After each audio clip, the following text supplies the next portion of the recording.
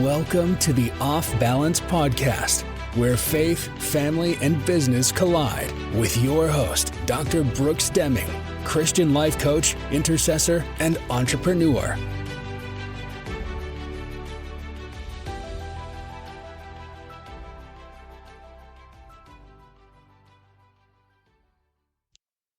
Hello, everyone. I'm Dr. Brooks. Welcome to Off Balance, a podcast for adults trying to balance life. Thank you for tuning in each week to learn strategies to help you be a better version of yourself. The sponsor of today's episode is Clothed by J. Christine, a Christian-based clothing store offering quality and affordable clothing for the everyday fashionable conscious woman.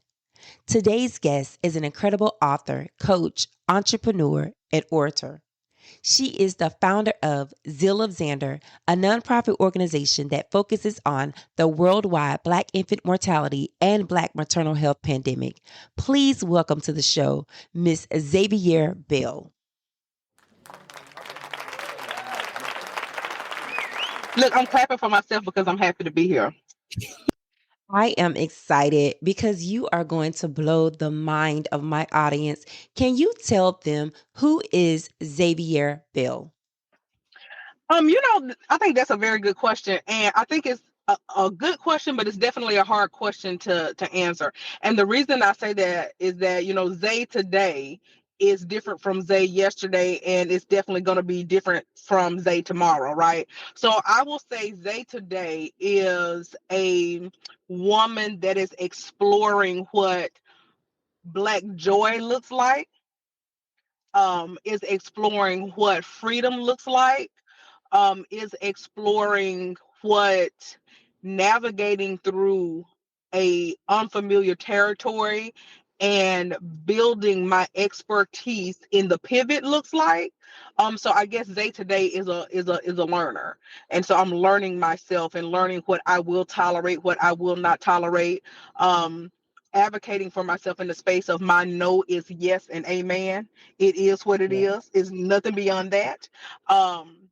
It is, learning to be unapologetic about the fact that I am a thermostat and not a thermometer.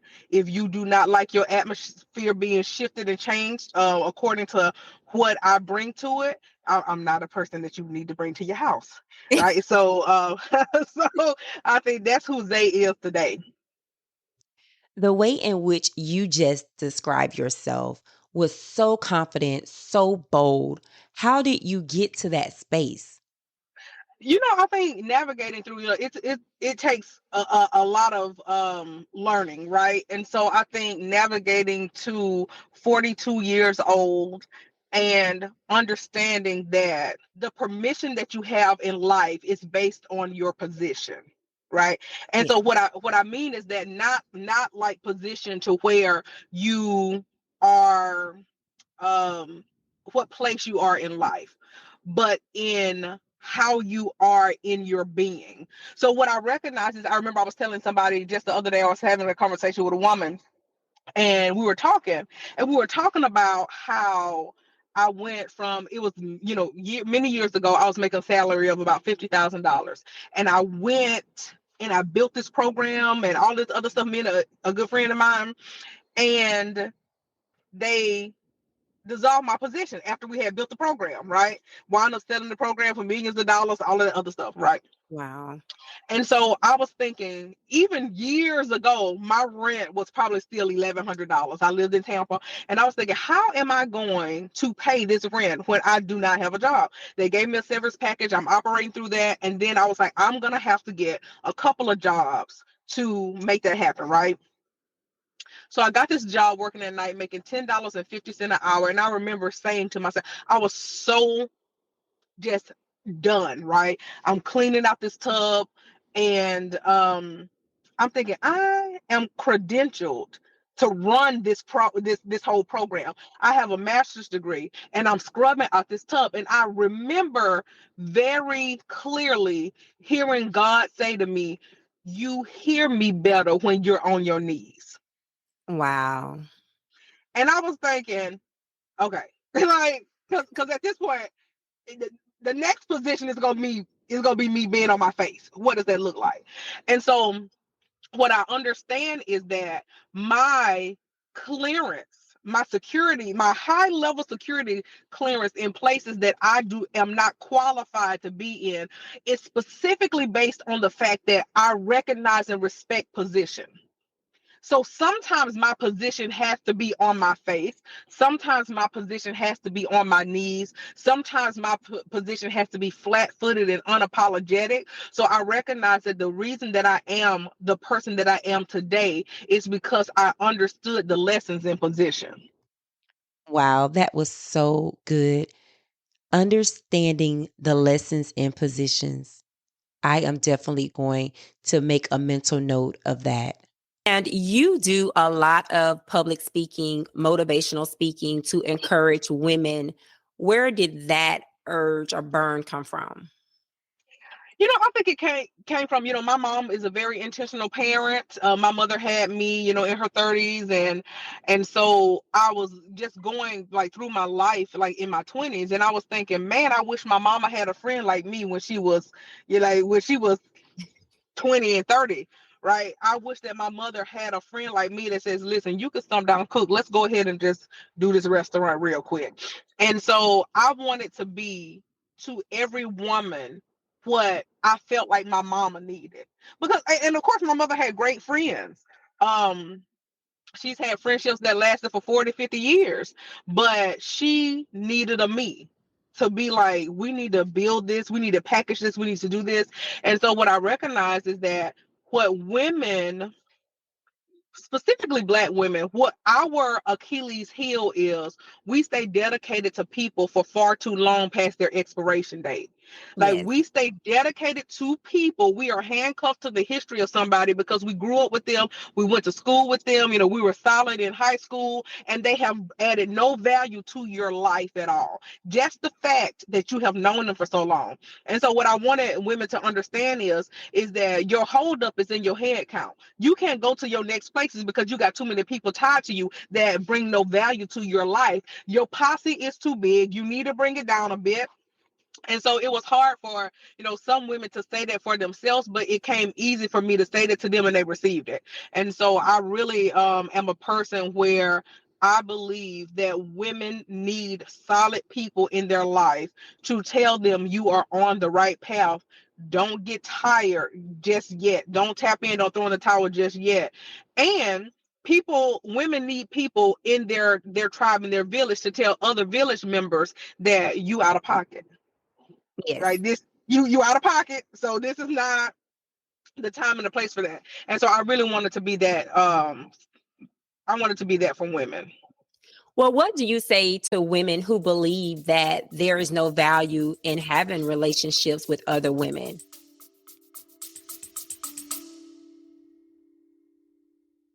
Are you ready to take your personal or professional growth to the next level?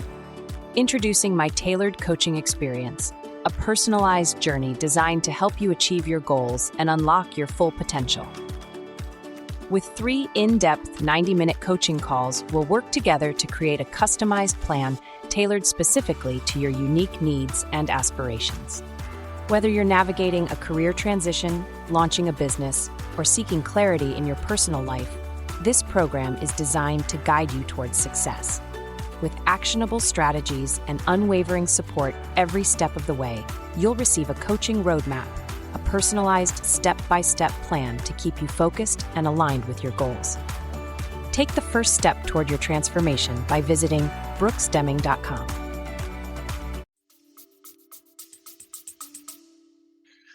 I think for them, that is the most heartbreaking place that you can be. And the reason that I say that is because I'm one of those people that everybody wants to be in my circle until they get in my circle, right? And so, like, y'all really want to be friends. Listen, I'm so extra hard on my friends. I'm like, so we gonna keep crying about this, or what we gonna do? Like, at this point, I'm just sick of it. Like, you've been crying about this same man. What we gonna do? Girl, like, I'm exhausted for you for this situation. But what I also know is that there are some times in my life that I would not have made it out safely if I did not have the companionship of a woman that was stronger than me in that moment. Yes. And so I think that it is important. And we also have to really dig deep and determine why do we feel that way. And most of the time, I operate in the maternal health space, specifically in the birthing space. I'm a birth worker, and so I have helped women navigate through delivering children and so forth. And the one thing that I recognize is that birth brings you closest to your most vulnerable state because you are very open, and you recognize that you become everything that a woman needs in that time. If she needed a grandmother, if she needed a mother, if she needed a sister, if she needed an aunt, if she needed a best friend, that's who you become, and she clings to you that way. And so I think that most of the time women do not trust women because there has not been a trustworthy woman as an example in their life. So Yes. they have to really acknowledge the fact that it's not that I don't trust women, I just didn't trust my mama when she did this to me, right? That's And good. so they have to really peel back the layers of why is it that you do not trust women, and are you a trustworthy woman yourself? Are you bringing value, or are you a liability to other people? The one thing that I do not condone is women going into situations and leaving bodies just casualties along the way. I do not condone that. I do not condone women that are dangerous to other women. So we have to really take I always tell people, do a self audit, clean your own closet. What are you doing? What value do you bring? Just because you can wear it doesn't mean that it fits, right? So this may not be a space for you. So you have to really, ask yourself, do I have a problem with women, or am I the common denominator? That is so good. And a lot of the times, the women are actually oblivious to their role that they play. So when you are coaching, how do you get them to be able to really take a self-examination of themselves just to figure out what part they play? So I created this new thing. I don't like being a coach for people for a long time. Some people get coaches and they want to be with them for years. I'm like, girl, come on. Like, if we can't get this together in like 6 months, you can't be helped, okay? Like, what is it that is really the problem, right? Do you have some attachment issues? Like, let's discuss these things.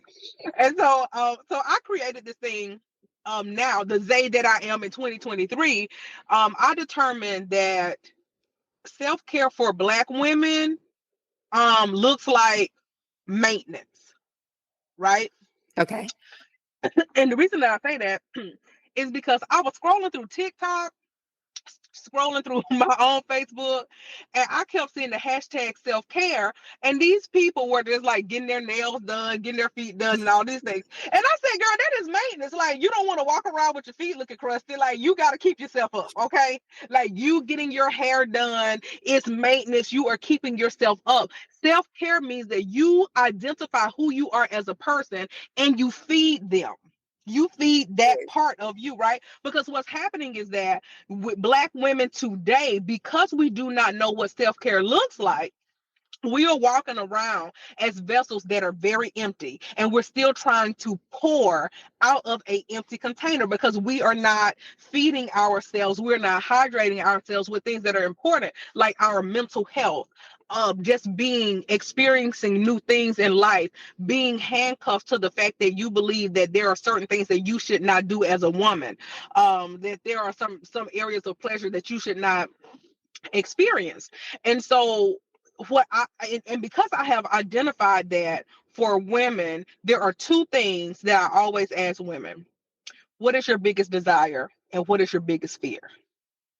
Because the only way that you can get to your biggest desire is through your biggest fear. That is good. That is the only way that you can get it. The reason that women are not accomplished is because they are too stuck on being scared.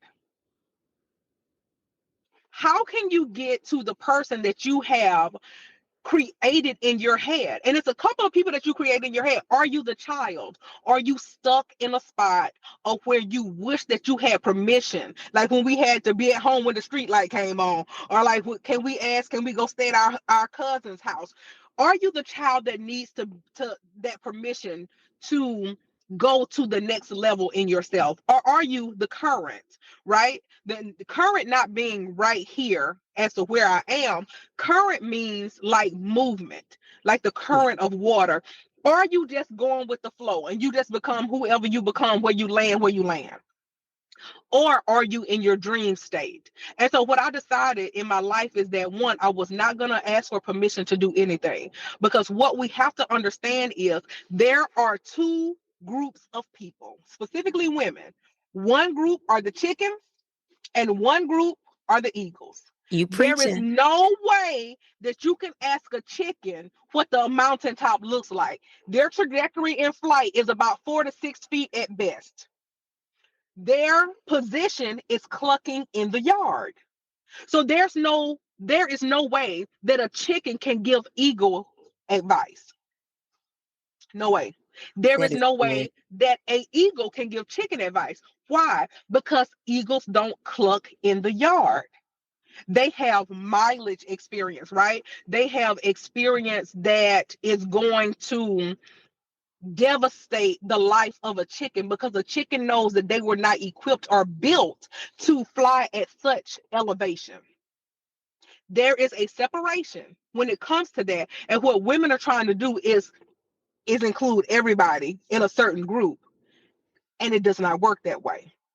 So I decided that I was gonna stop asking for permission. I was gonna stop talking to chickens about what it looked like at the mountaintop. I was gonna go and find some eagles. And what that looks like is that sometimes they look younger than me, sometimes they look older than me. And I surely was not gonna be in the current, because the current, when you submit to the flow, you go anywhere. You don't navigate, you just end up where you end up, and that is not always beneficial for you. Mhm. Not saying that a detour is bad, but saying that when you get so relaxed in letting something else carry you along the way, it becomes very dangerous, because you do not create or sustain in your own identity. You become whatever is convenient at the time. So I always wanted to live in the dream. Going with the current can be a dangerous place to be in, especially if the person leading is not equipped to lead. You provided so much wisdom here. The one thing that stood out to me was mental health. In the African American and other minority communities, mental health is a touchy subject. A lot of people do not want to admit that they need help and don't want to seek counseling. How do you push past stereotypes when you are engaging with women and you recognize the need to be more proactive with their mental health? I think that it's important to meet people where they are. And so the most reluctance that we have in the space of mental health is people that are religious but don't have a relationship. Oh, The that's one good. thing that COVID taught us is that it taught us that going to a church building was a structure, but it also taught us that we needed God, which functioned outside of the building. Yes. And so what happened in the space is that Black people started going to people that were not credentialed, that did not have the knowledge base to navigate them toward a diagnosis. So in communities like the Black community, like the Pentecostal community that's not Black, but it's white and Pentecostal, that is in the Caribbean community, we believe that mental health is a spirit that can be prayed away. And so that's the first thing that we have to focus on, because being in a place where you recognize that you're not operating in your full capacity, that there are some hiccups that you have, is not sinful. It's vulnerable, Yes. that you recognize that I am a person, that I need some guidance and I need some help, and that may look like going to a professional and not to the pastor's study, right? It may look like that. So the first thing that I definitely like to do with women is just ask them, who are you? Like when you ask me, who is Zay? The only way that I could have ever answered that question is because I have been introduced to who I am. Yes. That's the only way I could do that. Because and that's the only reason that I am still alive outside of when my son died. If I was only Xander's mother, I would not have lived past that. Because in my head, when your child dies, that is where you end as a parent, right? Yes. But what Zay taught me is that you can mother a legacy as well. So I still very much so parent my son that is on the other side of heaven, on the other side of this world. I very much so parent him by being an advocate and an activist, and by creating things that need to happen, and specifically in the space that we're in. But the only way that I could have done that is to be introduced to myself first. How did I do that? I sought after me. That's Oh, it. wow. I chased who I was down so viciously that what I knew was I was not going to stop until I met who I was. And I didn't care how long that took. And so we got to start chasing after ourselves like we chase after folks. That is so good. You mentioned that your son passed away, and it was during that time is when you birthed Zeal of Xander. Can you talk more about that organization? Sure. So Xander was created 90 days after my hello and goodbye, right? So I had my son April 25th, 2018. I was one of the many statistics that are in this world. And what I wanted to do was show people what it looked like, what the number actually looked like, because people get so caught up on, oh, 1 in 4 women lose children. Yeah, 1 in 4 women do lose children, but Black women are losing children 2 times to 14 times more likely than white counterparts. That is a problem. My son's death, 100% preventable. I was one of those people that I felt like checked all the boxes. I did not, they said stay out of trouble, don't get a criminal record. Okay, check. Go to school, get an education. Okay, check. Okay, a bachelor's degree is not going to be enough. Go get a master's degree. Okay, check. Don't just be on a public assistance. Be, have a career. Okay, check. Right. Listen, I'm checking all the boxes. I'm looking at myself like, girl, you are really doing good, girl. Like, you have really got this thing together. Like, you have done it, sis.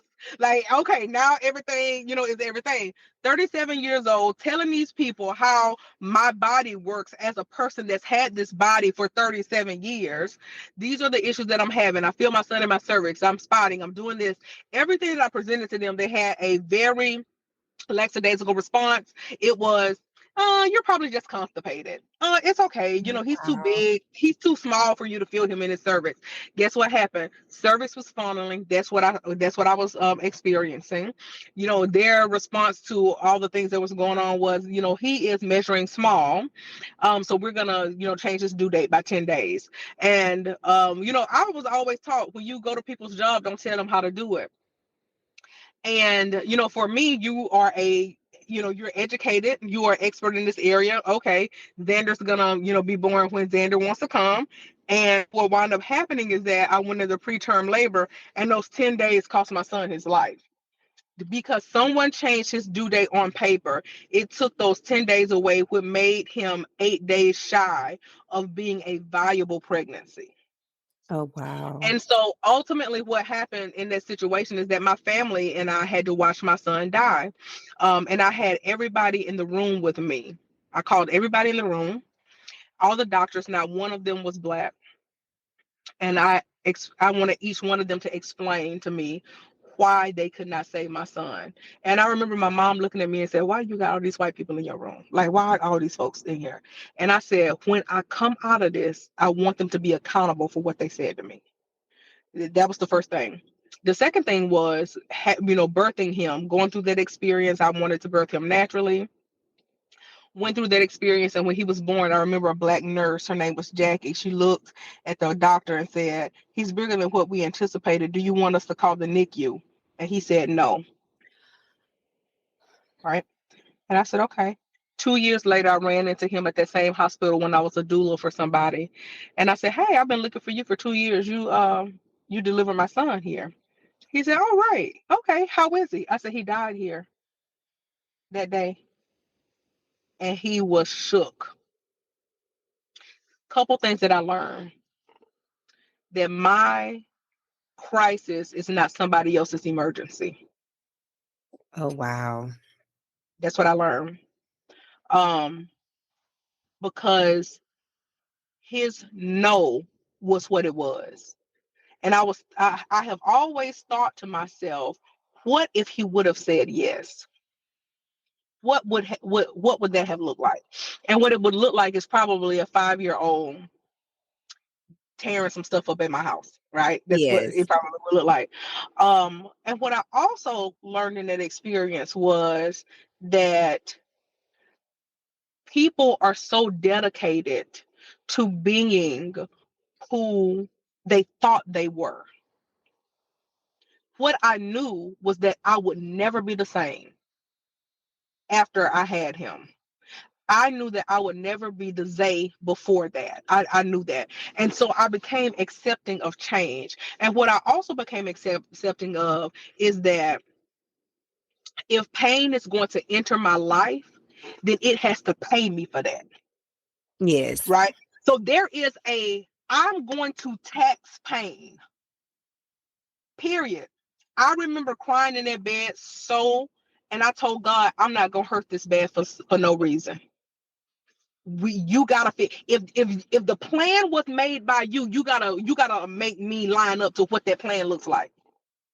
Yes, Right? that's I need you good. to direct me where that is, because what I'm not gonna do is I'm not gonna stay hurt this bad for no reason. So what is it that I have to do? And when I walked out of the hospital, immediately something happened where this woman was asking me that worked there, hey, can I have a piece of your cake? Because their bereavement boxes was a pastry box. And immediately I knew, okay, I got to fix this. I got to change this. There's something that I needed to do. And all of those things were birthed out of everything that was in that box. The book was birthed out of that box. Journals were birthed out of that box. Just changing the face of what bereavement looks like. Just postpartum care was birthed out of that box for women that report home and they do not have that postpartum support. So everything was birthed out of that box. And so what I will say in that, for women, because you never tell a story without having a point, right? Yes. Yeah, you never listen. Don't ever tell a story without having a point, a real good point. So the point in all of that, in the creation of Zillow Xander, is it offends God, right? It grossly offends God when he gives you a vision and you marinate in it. Like Wow. what you waiting on? Like you waiting on a parachute to come down? Like you waiting on all of this other extra stuff? It grossly offends God when you ask him for something. He gives you the vision. You have dreamed about it. You done wrote it in your journal. You trying to keep praying about it for the manifestation of it. And all he's telling you to do is you got to activate. It's like those glow sticks that we grew up with, right? He done gave it to you, Yes. pop it and shake it and keep it moving. Let's get it going. So that's what the lesson in that was. You asked me to show you the purpose of your pain. It came in this way, this packaging. What you gonna do with it? And what I decided to do with it was run. And that's what I have been doing for 5 years. You have definitely been running in that space. So when you activated and you began to advocate, did you notice that there were disparities in healthcare when it came to African American women in labor and delivery? Yeah, hands down. And what I noticed was the fact that women with higher educations were oblivious to it. Wow. Oblivious to it. Like we didn't like that wasn't stuff that we thought about. I remember walking in. I was so cute, honey. I had my little purse. I was walking in my little pocketbook. I had my face beat up. I'm really looking cute today. Cause let me tell you something. The day before, honey, it was a struggle. I was probably looking like Sophia when she walked through the cornfield, baby. I was beat down. Listen, I was beat down the day before. But I had dragged myself up and I got myself together and I was real cute. And I walked in and the lady said, hey, I was like, hey, I'm here for my appointment. She said, oh, you're using Medicaid. So I looked around and I said, what do you mean? She's like, you're using Medicaid today? I said, let me ask you a quick question. What is it about me that makes you believe that I'm using Medicaid? And she was like, oh, I was just asking. I said, I think the proper way to do that is, what is your insurance? Like, what type of insurance? I'm using Blue Cross and Blue Shield. You guys love it. It's from my gainful employment that you use it, right? So just going through and thinking about things, like I was telling my best friend that every year something else comes back to my memory about that whole time. And so just being able to navigate through that, looking at the fact that every Black woman that comes in is automatically assumed to be someone that is not affluent, someone that is not educated, so they want to talk to you crazy. So that's always the first thing. The second thing is, we really have to, you and I have a commonality of growing up in Alabama. And so Alabama was the birthplace of what supposedly modern gynecology looked like, because they celebrate J. Marion Sims and how he really devastated the physical being and the reproductive system of women, how he did surgeries without anesthesia, how he did it without permission, how we were looked at as individuals that did not have honor. And I think the grossest thing for me was learning that when they were doing gynecological exams on white women, they did not look at them because white women had honor. When they did them on Black women, it was completely and totally different, because we were not honorable. We were not considered as people. We were considered as property. And that has gone on for years and years. So I had to adopt the belief system that I hire my doctor so I can fire my doctor.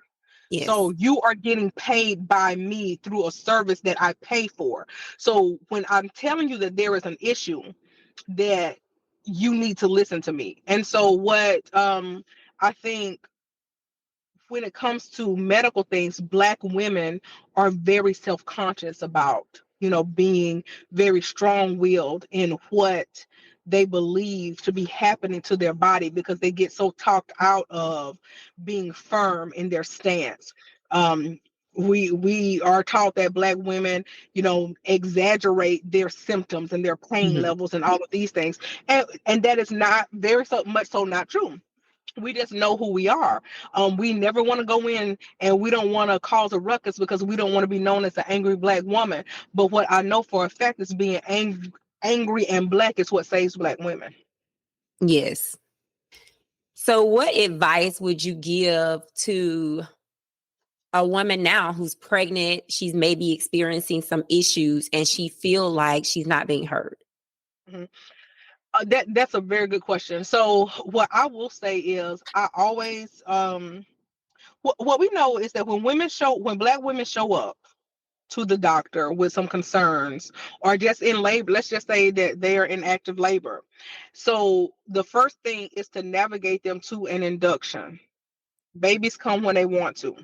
So we know that they are going to navigate to a C-section or going to be medically induced by utilizing Pitocin and things of that nature. We know that looks right about between 43 and 50% that they will be navigated that route when they come unassisted. When a woman comes with a support person, their husband, their doula, and so forth, that percentage goes down to about 13. Wow. So what saves Black women is having an additional set of eyes with her. So always undergird yourself with someone that's going to be an advocate for you when you cannot be an advocate for yourself, to ask those questions. The second thing is sit down with your birth team. You have the right to call a meeting. Hey, so I have concerns about my care, how my care is, how I am being cared for in this space. These are my concerns. What can we do to ensure that I do not feel this way? If they do not have a good answer, go to somebody else. Go to somebody else. That is really good advice. And you also mentioned that you are a doula. What does a doula do in the role of birthing? So that's a good question, because some people get confused by doulas and midwives. Doulas are not midwives. Like, midwives are educated in anatomy and birthing. Most of them, specifically in like the southern states, have to go through a nursing program. So there has to be a institutional curriculum, a testing that has to take place. So they are considered medical professionals. Midwives are. When you look at a doula is not medically based. A doula is a support person. So what we're going to do is we're going to be your advocate. We're also going to are we educated about what childbirth is and what it looks like? Absolutely. But we are more so your coach through birth. Like, we're the persons that's reminding you that you need to breathe. We're the persons that's navigating through, what does your birth plan look like? Like, what do you want this space to feel like? What are your comfort measures? Do you want to be touched? What position do you want to have your baby in? The natural body was not created to lay on your back and push your baby out. So we advocate for, hey, you want to sit in the crown position? Do you want to squat? Like, what are those things? And we ensure that that's what happens. So a doula is a support person, and also a doula is everything that you need in that moment. I have had my hand down in tubs of water holding people up. I have jumped across queen size beds chasing women, and I'm like, girl, this baby's gonna come out. I don't care how you run from it, it's coming. So that's what we're doing, sis. So a doula is that we are everything. And so, but the one thing that we are is the comfort that you look for. That moment that you need somebody and you look to your left or your right and you wish that somebody was there. That is who a doula is. A doula is the person that you're looking for in your birth space, and we always show up. That is so good. You have been just amazing. You are just wisdom. Listen, you are so full of wisdom, and you are, like the old people say, beyond your age. Like, you are just, you are just so intelligent. And I am so thankful that you joined us here on today. If you can leave the audience with anything, what would be your final words? Oh, that is very, very good.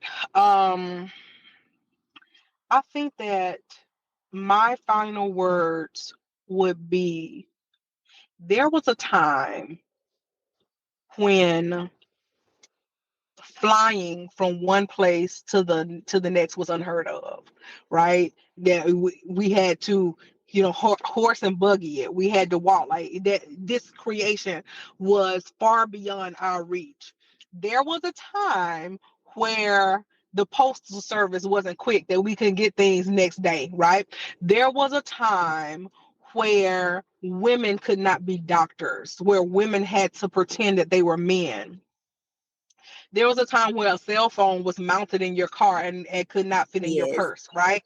You know what I'm saying? So there was a time for those things. What I'm going to leave is, you got to determine whether or not you're stuck in the past or are you moving with the times. You cannot stay on the Pony Express when you have access to a next day delivery. You have to figure out where, and listen, that came to me because I just saw an airplane fly by. I felt like that was God's word. Okay. So if you have access to a next day delivery, why are you stuck on the Pony Express? Because you're waiting for somebody to come through and give you a stamp of approval to do something that you are called to do. They will never show up for you because they have never been assigned to take on the task that you have. Stop looking for stamps of approval. Utilize the access that you have to get where you need to go. Because what I know for sure is that somebody is standing there waiting for you to arrive, and you playing around back at the Pony Express, right? And they in position. So are you going to make them wait, or are you going to show up and possibly save some lives? You have to be accountable for that. Listen, Miss Wisdom has spoken. So how can people get in touch with you? Are you on social media? Do you have a website? So you can definitely get in contact with me through the zealofxander.org website. I am always around. Listen, when people say, my little sister said, you the only person that I be like, Google her and stuff really show up. Y'all Google me. Like, listen, Google me. Go to YouTube and put my name in, girl. You're going to find something. I'm telling you, I am impressed with myself. I am really impressed with myself. Shoot me a you definitely, I respond to emails. There is not a time that somebody does not email me that I do not respond. I believe that when you are in a certain position, you have the obligation to collaborate and an obligation to help people navigate to their next spot. So there's never going to be a time that somebody reaches out to me that I do not respond, because that is my task in this life. That is the key that allows for me to get access to the next stage of where I'm going, to be responsible for people. And that is what I pride myself on. So you can certainly reach out to me through that website. Definitely, do a Google search. One of the emails will come up. You can email me at xavier.bell@gmail.com. That is always an email that's open, or zay@zealofxander.org. So you definitely reach out to me. I'm all over the place. Well, guys, you heard it here. She is a phenomenal woman, full of wisdom, full of encouragement. So I would definitely have her information linked on my website, brooksdeming.com. And I am just so ecstatic that you took time out of your day to sit and chat with me and my listening audience. In the words of Zay, there is lessons in positions. Make sure you dig deep. And if you are an eagle, do not take advice from chickens. Thank you for tuning in to today's episode. I hope the information presented brings value to your life. Be sure to follow me on Instagram, Facebook, LinkedIn, and YouTube at Brooks Deming. The sponsor of today's episode is Clothed by J. Christine, a Christian-based clothing store offering quality and affordable clothing for the everyday fashionable conscious woman. To learn more about Xavier Bell, visit brooksdeming.com. Until next time, be resilient. Thanks for joining. Please rate this episode and share this podcast with your family and friends. To learn more about your host, visit www.brooksdeming.com. Hi, I'm Tiffany of Tiffany Brown Designs. With over 20 years of creative experience across industries, I create and elevate brands one design at a time through intentional graphic and brand design, polished film and video editing, and creative artistry. Even the music you're hearing right now, that was produced by me. I also create custom tracks for websites, intros and outros, and content. So what are you waiting for?